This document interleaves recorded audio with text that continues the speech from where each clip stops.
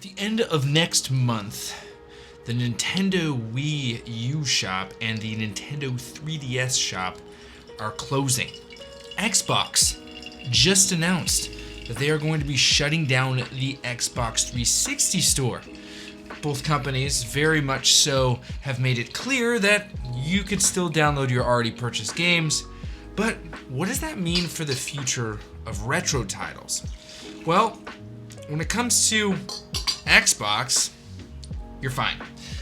Xbox and Microsoft have done an incredible job at creating a good, long-lasting life cycle for their classic titles, whereas Nintendo, the best that they've done so far is include some, what I would say are more popular titles from their days of old, Nintendo 64, Super Nintendo, even their Nintendo, on their Nintendo Switch Online service, and then their expansion pack service.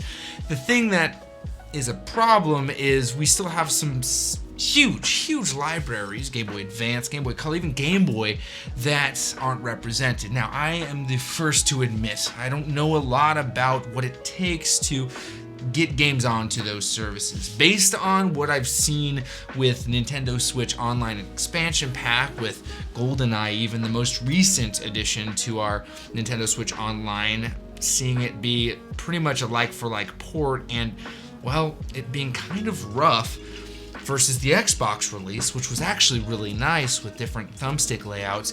I'm gonna say that I don't think that Nintendo really does a lot when it comes to bringing over old games to their service. I really want to see Nintendo Switch Online include stuff like Game Boy Advance games and Game Boy games, not just give us an opportunity to purchase collections like the Mega Man Battle Network collection that's going to be coming out, I think, in April.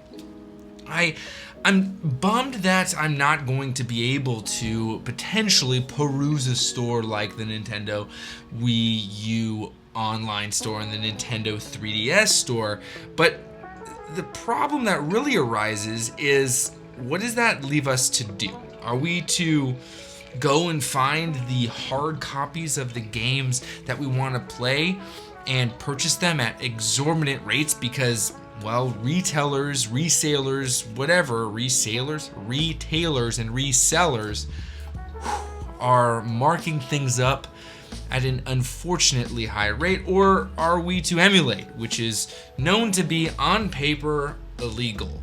Me personally, I have nothing wrong with the emulation scene because I don't believe or feel like I'm necessarily robbing the IP or Nintendo, the owner of the IP, of any sort of profits.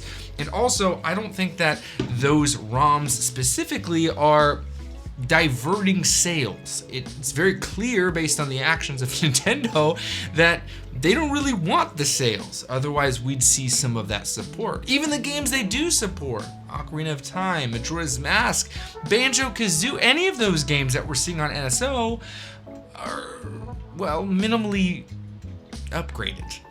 I think GoldenEye is the only game that I've noticed there being some sort of upgrade, and that upgrade was a widescreen or 16:9 edition, which was cool, I suppose, but it needed a lot more than just that.